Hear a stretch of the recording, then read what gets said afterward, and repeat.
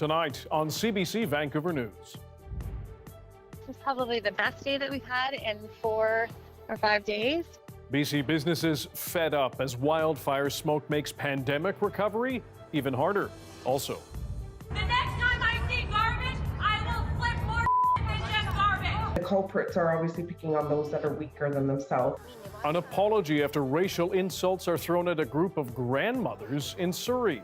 And this is something that is unprecedented. Why coyotes are becoming more aggressive. This is CBC Vancouver News.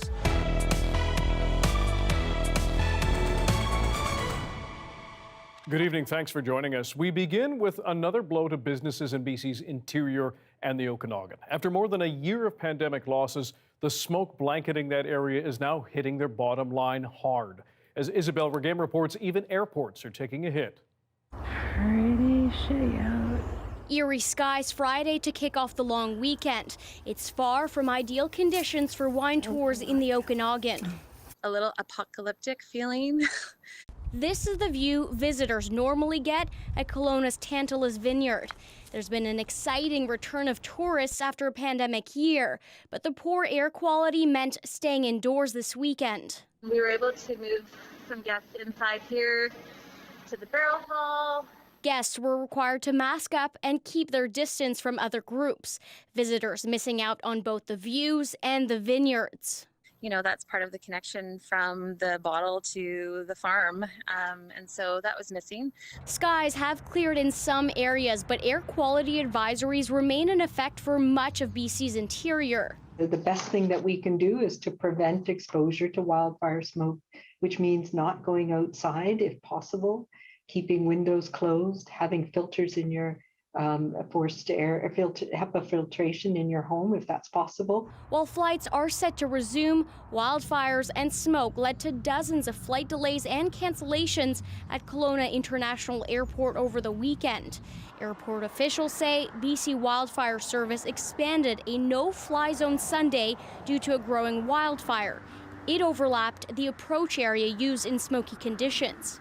Visibility is clear. When there's clear days, then aircraft can arrive visually because they can see the facility. So long as we're in these instrument conditions where visibility is very low, then aircraft have to fly using their instruments, and that requires a certain amount of protection on either side of the aircraft. Back at Tantalus, there's relief skies are clearing and that there's more room indoors for guests if the smoke returns. We also had some neighboring wineries that are more al fresco, and they, offer more outdoor tasting spaces, and so they were compelled to close because it just wasn't safe for guests and staff. And businesses are eager for more clear days. Isabel Regame, CBC News, Vancouver. Now, some rain over the long weekend allowed wildfire crews to get some help, but hot and dry conditions in the southern interior are set to return. The rain received over the weekend has curbed the fire behavior, but not enough to make only for a short period of time, allowing our crews to make progress on those incidents. 249 wildfires are burning across our province, but fire officials say that number is in flux. The showers could put out some small fires, but thunderstorms could also spark new ones. More than 4,600 properties are on evacuation order right now, and more than 21,000 are on alert. Vancouver Fire and Rescue, meanwhile, is sending crews to help with the White Rock Lake fire, which has grown to 320 square kilometers. And they're warning people here about the risk of fires in city parks. This could be anything from a beach fire to a bark mulch fire to a garbage can fire out in our communities. And those are really high risk of spreading. They spread quicker with their winds.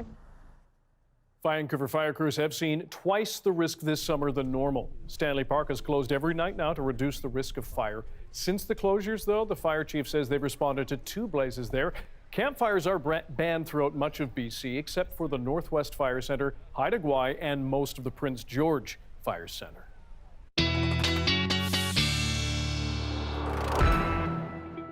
Johanna is off this week, so Colette Kennedy joins us now with the weather. Metro Vancouver has now rescinded its air quality advisory. Colette, though, the sky is looking a bit clearer today after that very smoky long weekend. Right, Dan, as you know, we get into more of a flow from the west with our upper winds, but also that onshore flow kind of helps. Still hazy conditions, though. I do want to point that out, that we'll be seeing that certainly into the forecast for Wednesday. But in terms of our air quality statements, we'll see these kind of receding. Unfortunately, as that smoke pushes into the interior, it does worsen the conditions there. Still under the influence of this ridge of high pressure, so we remain dry, but there is some hope in here, and I'm going to show you where I'm looking at the forecast where it seems promising to get some wet weather coming back. In the meantime, that ridge is still giving some heat, some extreme heat. So the warning's in place for eastern Vancouver Island. We're still seeing it there. Howe Sound, Fort Nelson also has a heat warning to the north. But special weather statement, that's still in play for Whistler and for inland Vancouver Island, where you're still seeing the heat there. And even with the overnight temperatures not dipping kind of below those mid-teens. So the trends as we continue to move forward, we're actually going to see a bump of some heat into the interior as we go towards midweek. But what we're going to find towards the coast is that the temperatures begin to come down. And the system that I want to show you is one of the reasons where we get into this. So still up for the north and central coast as we're kind of looking at Wednesday morning. Yes, a few spotty showers or thunderstorms into the interior. Don't want the lightning with those, but we'll take any rainfall we can get. This is Thursday afternoon, though. We're going to see that kind of sinking down and hoping to see some showers kind of changing this run of drought that we have been experiencing. So really, really hopeful for that. And even into Saturday, it looks like a chance we could get some moisture coming back. So tomorrow's forecast, well, the rain's not there. We're going to be seeing all that sunshine. 26 for Vancouver. Take it inland, and it's 30 degrees in terms of what you're going to be feeling with the temperature. Dry until we get to about Friday, probably even Thursday night, and then Saturday, a chance of showers as well. Temperatures, yeah, they drop off a little bit. I think everyone will just be happy if we can get some rain coming back through here. No kidding. Thank you, Colette. 742 new COVID-19 cases have been recorded in BC over the last 4 days, and sadly, one more person has died. Interior Health accounts for more than half the total cases, with nearly 400 in that region. Across BC, 53 people are in hospital, 19 of them in intensive care. The Delta variant is a big concern as the central Okanagan grapples with a higher number of COVID cases than the rest of the province. As the CBC's Janella Hamilton tells us, there are hundreds of new cases in that area over the last 4 days. There have been 395 new COVID-19 cases in Interior Health since Friday, bringing the total active case count to 847. The BC Centre for Disease Control says Interior Health's 7-day positivity has risen to 10.9% on August 2nd, compared to 2.8% province-wide. Health Minister Adrian Dix says encouraging more people to get vaccinated is key to curbing the spread. What's going on there is important, though, to understand that what we're seeing is transmission largely amongst unvaccinated people, and in general amongst younger people who circulate more, so they're more likely to transmit. So we have to take the steps we're taking. Dix predicts the higher case count in the central Okanagan will come down, but it won't happen overnight. Janella Hamilton, CBC News, Vancouver. To other news now, a couple involved in a racially motivated incident in Surrey is now apologizing. But as our Benit Breach tells us, while the words are welcome for some, others say more needs to be done to protect those vulnerable from attacks like this one. Aspen Park has always been a safe space for this 70-year-old and her friends, but that changed last week. The next time I see garbage, I will flip more shit than just garbage. I don't give a shit, it's not yours! The group alleges a couple threw garbage and racist insults towards them. They took it and threw it like this on us. She says the husband told them to go back to India. We don't say anything to anyone. We sit together to chat, as most seniors do. Police got involved after a complaint, and now the couple is offering an apology through the officers. I know that they are very sorry about what happened and they wanted to make an apology, but then a third party actually became involved and sort of wanted to put a stop to that. They weren't satisfied with that. So that's something we're still working on. The incident caught on tape comes after days of disputes over park usage and dogs. The couple accused the senior and children of littering, but Sangha says that didn't happen. While the details are still muddy, activists say more needs to be done to protect those vulnerable to racism and assaults. Elderly women and younger children, they're not being able to speak up for themselves, not having somebody there to stand up for them during this incident is, shows that the culprits are obviously picking on those that are weaker than themselves, and the victim is not able to defend themselves. Sudan says this is a reminder of the importance of being an ally. There's a way of doing it as well. Once somebody understands that you speak English, you understand what is going on here, and you are not going to let it take place. Sometimes the individual themselves does back down. For now, Sukhninder Sangha says she's afraid to go back to her routine. I'm scared from people like this and that they will do something like this again. And to avoid another time, an anti-racism rally is happening in Surrey tonight in support of those involved.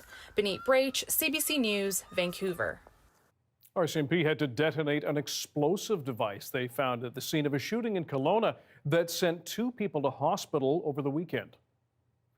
Police released this surveillance video of the suspect allegedly fleeing the area at Pandosy Street and KLO Road. He was wearing a light-colored hoodie and pants and apparently took off in a light-colored SUV. Mounties say the explosive device could have caused significant injuries and property damage. A 25-year-old victim from Surrey remains in hospital with life-threatening injuries, while the other man has been released. Kelowna Mounties are asking for dashcam footage at Pandosy and KLO Road from 6:20 to 7:10 p.m. from July 31st. So many drunk drivers appeared over the weekend in Victoria. Police say they were forced to shut down a roadblock because they couldn't handle the number of people coming through. The roadblock at Yates and Wharf Streets packed up around 2 a.m. Sunday morning. Police say there were too many impaired drivers and not enough police. Even with every tow truck available on scene removing cars, police still had some of them waiting. Well, this is a bit of a dangerous mystery. The coyotes attacking people in Stanley Park is highly unusual, and apparently it's not just happening there. Lindsay Duncombe tells us scientists are trying to figure out what's behind that aggressive behavior. In the serene beauty of Stanley Park, signs that all is not well. It is definitely like a really devastating situation that it's even gotten to this point. It's really sad. Conservation officers caught and euthanized 4 coyotes after a series of aggressive attacks, more than 30 since December. A 2-year-old girl needed medical attention in July after a coyote jumped on her. It's highly unusual. I mean, this is behavior that we have not seen from coyotes around the world. This is something that is unprecedented. Researchers are using cameras to try to figure out what's going on. They've captured images of the animals, but also this, late-night partiers, big groups of people going off trails, potentially disruptive and disturbing to coyotes. Where there's people, there's food, and where there's food, coyotes will come. Picnics, garbage cans, even encampments. There's also the possibility the animals may be drunk. A photographer captured these images. That's a whiskey bottle. Autopsies will determine if the euthanized animals were intoxicated. We can't rule that out, and so that is something that needs to be investigated. There are lessons from other parts of the country. After a coyote attacked this Yorkie in Scarborough, the city brought in experts to do what's called aversion training with the aggressive coyote. We use what we call a bag method. It's a large green garbage bag. You fill it with air and you're snapping it and vocalizing to the coyote to get out of the area. We are hoping, that he might get to a level of discomfort and awareness that he won't approach people or a food resource. The Vancouver Park Board would consider doing something similar. It's a potential, and it's something that we would look at after the research helps to tell us a little bit more about what might be causing these aggressive incidents. In the meantime, people in the park are being told to be careful and enjoy the park at their own risk. Lindsay Duncombe, CBC News, Vancouver. Languages around the world are still getting accustomed to being more inclusive of gender identities. The Filipino language of Tagalog consists of umbrella terms that do not accurately represent LGBTQ identities. Ali Pitarge tells us how non-binary Filipinos are reconciling their identities with the lack of terms in their mother tongue. It's a little bit difficult to identify myself in Tagalog because I don't think there's any specific words that equates to being non-binary. Like pre-colonial times, we didn't understand gender as like the way we do now, in such binary terms, like just man or woman. I think Filipinos from different generations, different genders, different classes, we need to just be open to listening to each other. There aren't any specific terms for non-binary, gay, or lesbian in Tagalog, the first official language of the Philippines. And many members of the Filipinx community are unsure about how to express themselves in their language. Before that term non-binary came into my life, my gender as you see it today was actually very heavily inspired by lesbian icon and sex symbol Michael Cera. Really wanted to emulate his whole virginal, dorky, hipster vibe, you know, and at age 28, I think I'm pulling that off really well.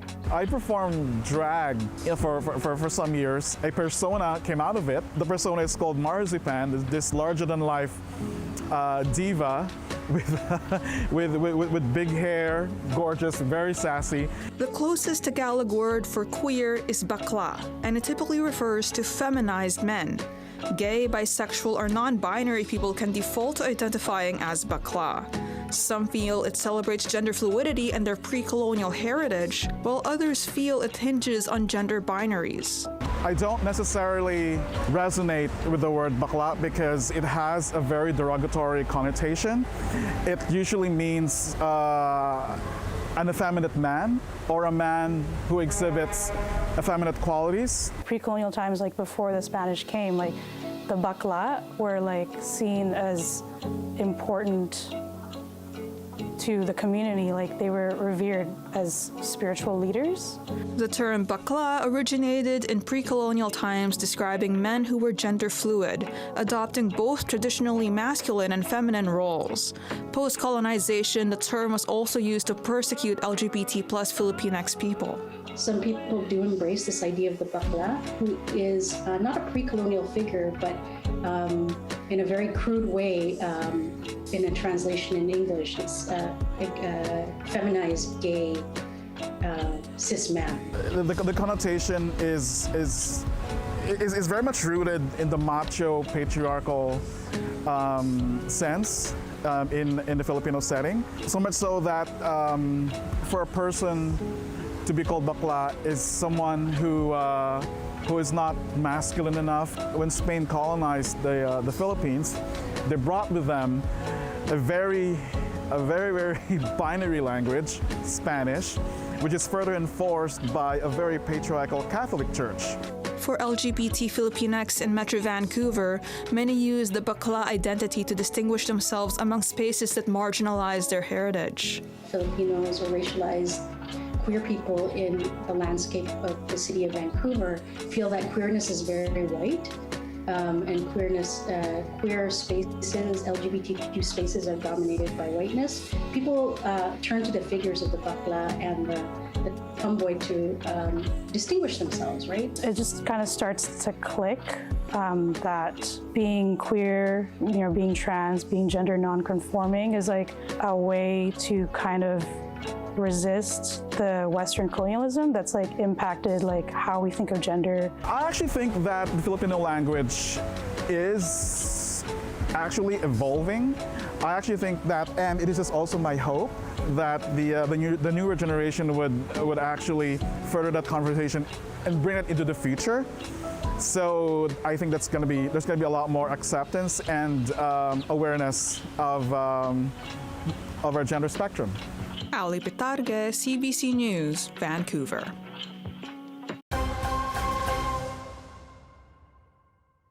Canada's Women 8's rowing crew raced to great gold in Tokyo recently. That team trains on Elk Lake in Saanich, making this win extra exciting on the island. I am absolutely thrilled. I think that the history of the rowers at Elk Lake has been an amazing advantage for our community of Saanich. We're so proud of them. This is the first time in 29 years the Women's 8 has won the gold. The last time these rowers took home Olympic hardware was back in 2012. They won silver in London. It was a rather dry day for medals for Canada at the Tokyo Olympics, but some BC athletes did make their marks. I can 100% say that I gave everything I had, and I know that there's always more that you can do. There's always further you can throw. Richmond's Cameron Rogers placed 5th in the women's hammer throw, the first time a Canadian woman has ever done that. In her first Olympics, she says she's honored to compete among such talented women. Rogers says she is keen to compete in the Summer Games in Paris as well. Kind of trippy, I'm going to be honest.